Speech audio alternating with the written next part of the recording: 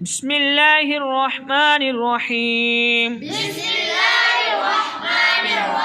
ألهاكم التكاثر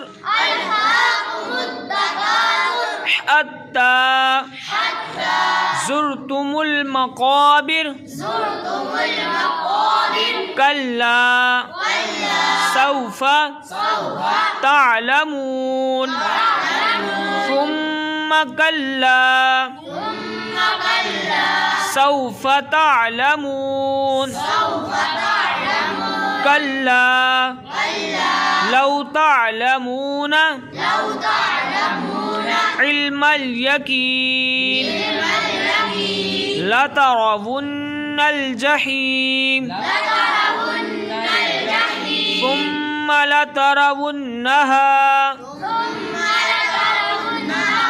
عين اليقين ثم لتسألن